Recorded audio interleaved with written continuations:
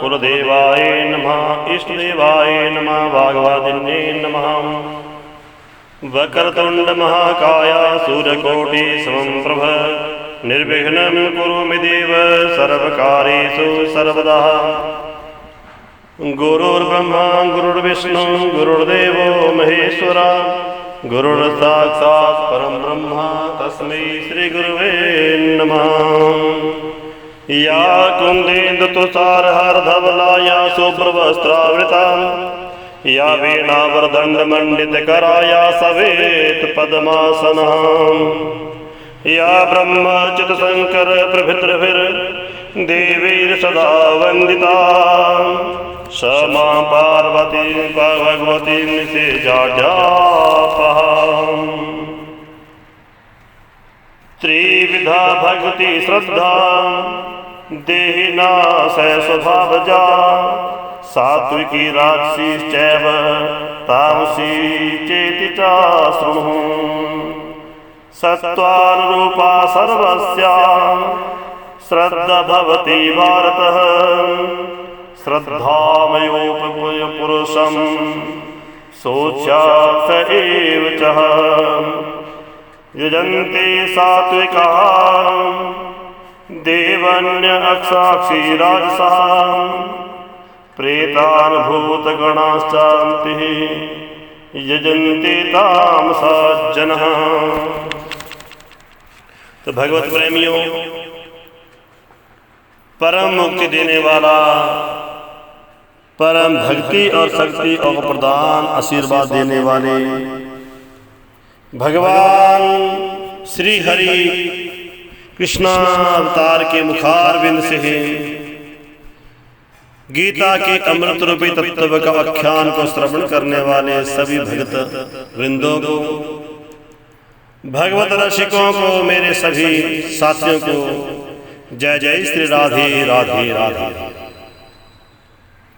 मेरे साथियों, अब भगवान मुरलीधर गिरधारी भगवान गोपिका वल्लभ राधिका रमण भगत वृंद का उद्धार करने वाले माधव भगवान गीता के परम रहस्य में आज 17वें अध्याय का महात्म्य एवं अमृत पान करवा रहे हैं। मेरे साथियों, 17वें अध्याय के बीच में भगवान ने विशेष करके दान और कर्म की महिमा को सुनाया कि तुम कर्म करते हो, तुम दान देते हो। बहुत से हमारे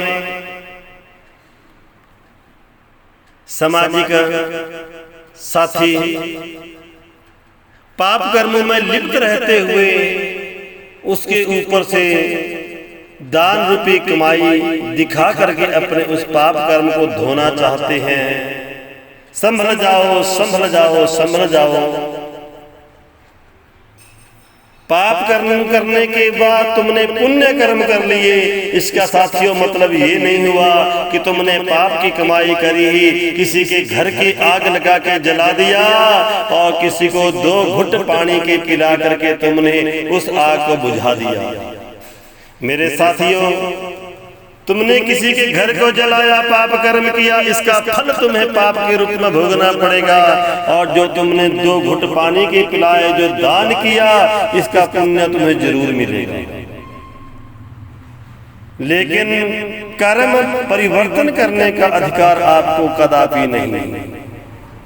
ये तुम सोचो कि मैं माड़े कर्म करता रहूं और अच्छे कर्म के बदले मेरे पाप कर्म धुलते रहे। मेरे साथियों, ये गीता में भगवान ने सारस में कहा, विस्तार पूर्वक कहा। भगवान कहते हैं, अब अर्जुन मैं दान को हो व्याख्या कहूं सुनाए।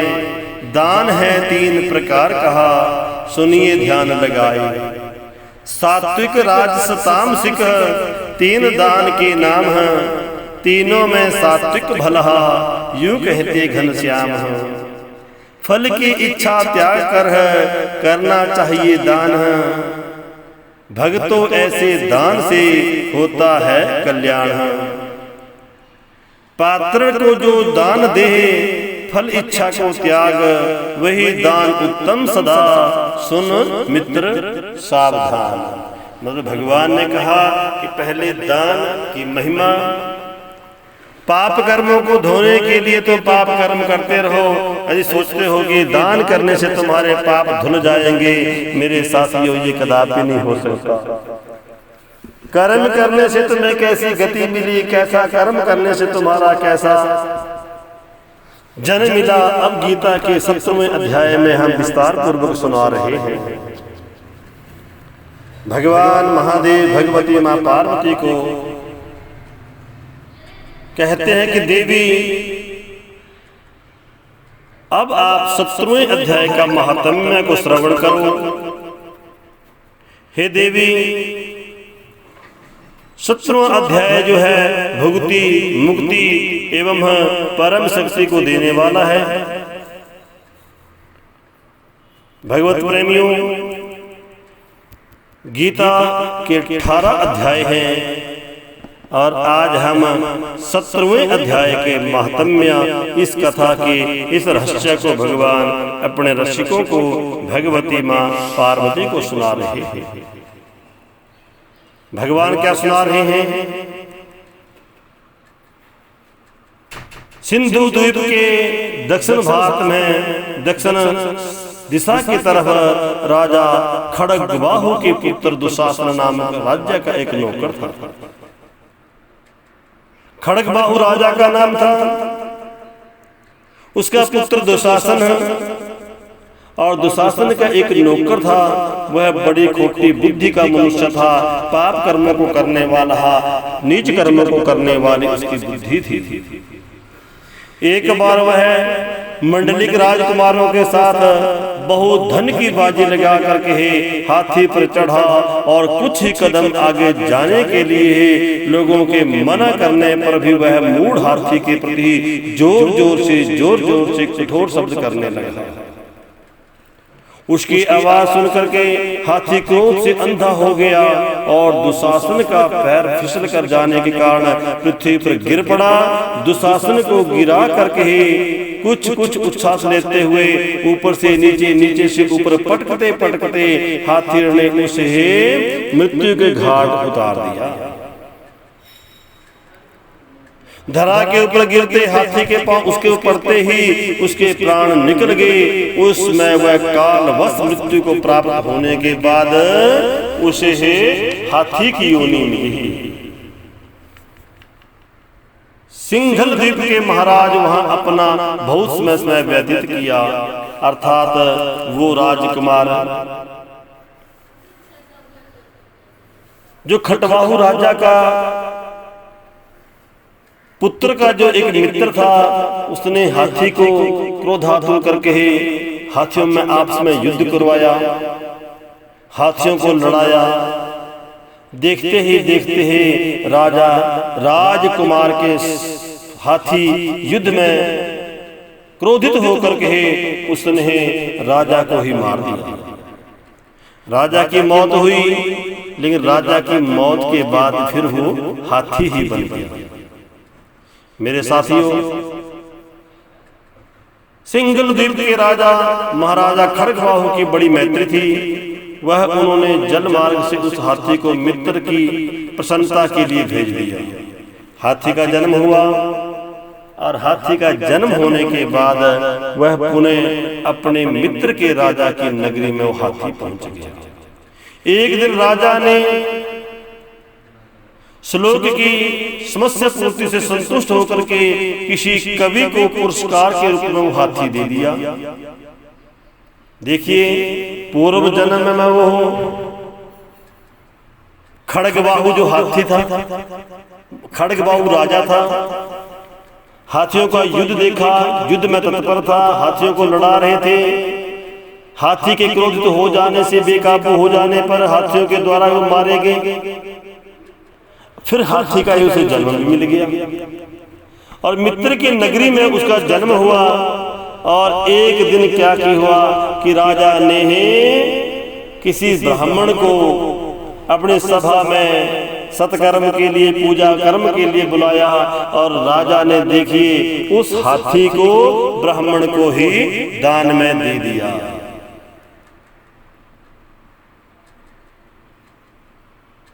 ब्राह्मण को हाथी का दान दे दिया, 100 स्वर्ण मुद्राएं लेकर के है उसे उसके दे दिया। कुछ काल व्यतीत हो जाने पर हाथी यत्न पूर्वक पालित होने पर असाध्य ज्वर से ग्रसित होकर के मरणासन हो गया। ब्राह्मण संत जन उस हाथी को अपने आश्रम में लेके आए। कुछ समय बीता, स्वास्थ्य का विकार हुआ, ज्वर हुआ और हाथी मरणासन को हो गया। मेरे साथियों, प्रभु प्रेमियों, शरीर, रोग, शोक और बीमारी, जैसे ही संत के पास, ब्राह्मण के पास वो हाथी मरणासन हो गया। मरणासन हाथी के बचाने के लिए बड़े बड़े चिकित्सकों को बुलाया, लेकिन उसका ज्वर न उतरे। ब्राह्मण ने राजा को संदेश भेजा कि महाराज, जो आपने हाथी दिया था, दान में जो दिया था, वो हाथी बहुत बीमार है और मैं उसका पालन लालन नहीं कर सकता, इसलिए अपने हाथी को तुम वापस ले जाओ। राजा ने जब हाथी के बीमार होने का समाचार सुना तो राजा अपने चिकित्सकों को साथ में लेकर के ही, औषधि ज्ञाताओं को साथ में लेकर के, हाथी के रोगों के ज्ञाताओं को भी साथ में लेकर के ही उस ब्राह्मण के सानिध्य में गया। हाथी के पास पहुंचे और बड़े बड़े उपचार करने लगे।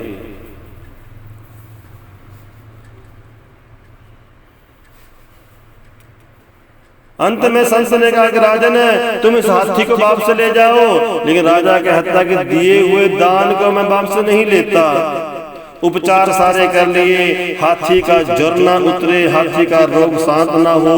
बड़े बड़े उपचार करने के बाद एक आकाशवाणी हुई। हाथी के मुख से एक दिव्य आवाज सामने निकली। संपूर्ण शास्त्रों के ज्ञाता, राजनीति के समुद्र, शत्रु समुदाय को परास्त करने वाले तथा भगवान विष्णु के चरण कमलों में अनुराग रखने वाले महाराज राजा, इन औषधियों से मेरा इलाज नहीं होगा, मैं ठीक नहीं होगा।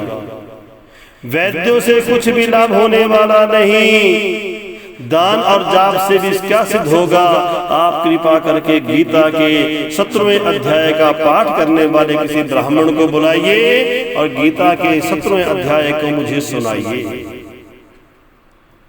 मेरे साथियों, हाथी के मुख से ऐसी वाणी को, ऐसी आकाशवाणी को सुनते ही हाथी के कथनानुसार राजा ने सब कुछ वैसा ही किया।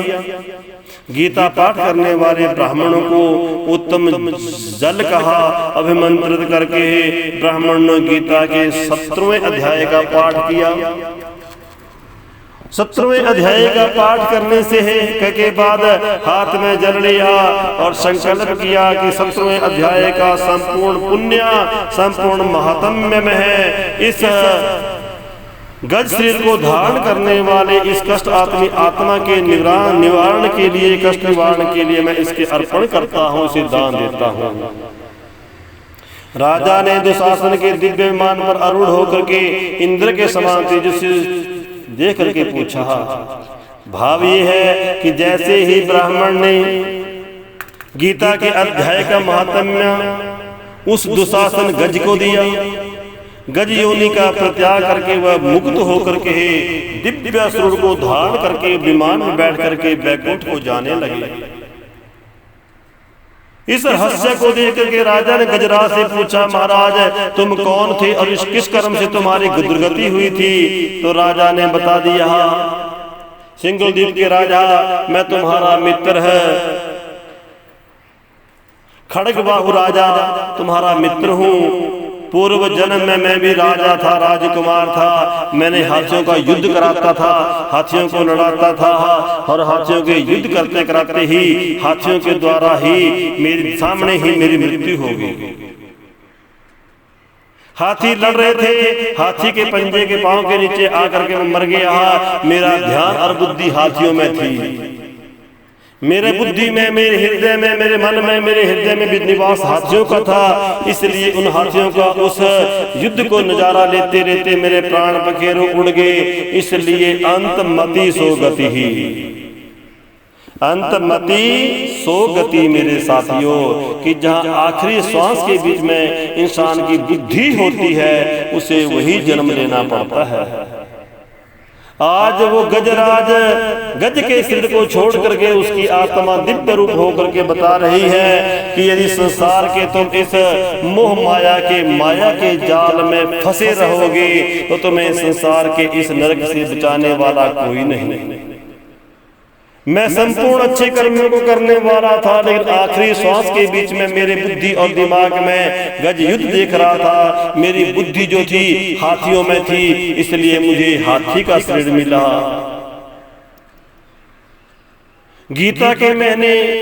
गीता के अध्याय को ब्राह्मण से मंत्र लिया था, लेकिन मेरा वो मंत्र पूरा नहीं हो पाया था। मैंने गीता की साधना नहीं कर पाया था, इसलिए आज ब्राह्मण के मुख से गीता का महात्म्य सुन करके मैं जन्म मरण के बंधनों से मुक्त हो गया। राजा के इस प्रकार है, उस गजराज ने बताया, विमान पर बैठ करके बैकुंठ लोक को चले गए। तत्पश्चात नरश्रेष्ठ है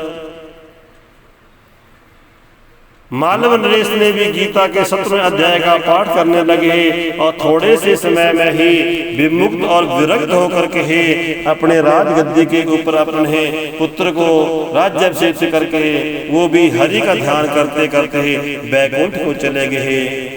श्री कृष्ण गोविंद हरे मुरारी, हे नाथ नारायण वासुदेवा, हे नाथ नारायण वासुदेवा, हे नाथ नारायण वासुदेवा। त्वमेव माता च पिता त्वमेव, त्वमेव बन्धुश्च सखा त्वमेव, त्वमेव विद्याश्च द्रविणं त्वमेव, त्वमेव सर्वं मम देव देवः। तो मेरे साथियों, ये गीता का 17वें अध्याय का महात्म्य आज हमारा पूर्ण हो रहा है। पितृपक्ष के अमावस्या के श्राद्ध के समय भगवत प्रेमियों, विशेष करके मेरा ये प्रयास, छोटा सा मेरा प्रयास समस्त पितरों का उद्धार एवं जन कल्याण के माध्यम से ही मैंने इस संस्करण को निकाला। YouTube के माध्यम से ये गीता संस्करण का, और इस बारी 1 सितंबर से लेकर के 17 सितंबर तक 17 दिनों तक हमारा नित्य प्रति हमने गीता के एक अध्याय के महात्म्य की कथा का संस्करण आपके सम्मुख प्रस्तुत किया। लेकिन गीता के अध्याय है 18, तो आज अमावस्या के समय में से प्रस्तुत किया। इससे आपके समस्त पितरों का कल्याण हो, उनका उद्धार हो।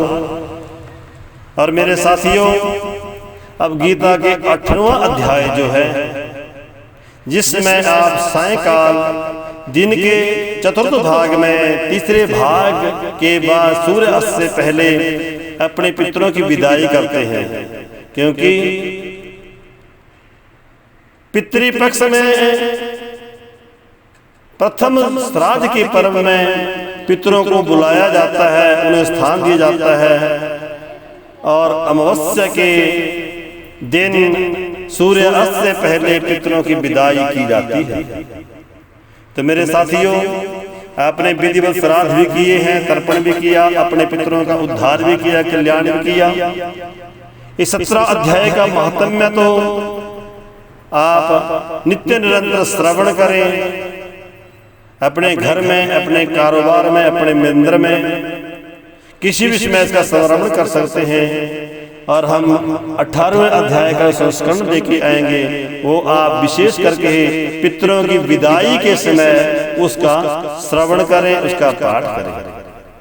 मेरे साथियों, ये संस्करण हमने पितृ शांति के माध्यम से निकाला, लेकिन जन कल्याण के भाव को लेकर के, सर्व कल्याण के भाव को लेकर के, मानुष्य तन के इसको उद्धार करने के लिए आप नित्य निरंतर गीता के रसिक बनते हुए, गीता का अनुसरण करते हुए अपने मानस जन्म को, मानस तन को कृतार्थ कीजिए। इसी के साथ ही सभी भगवत प्रेमियों को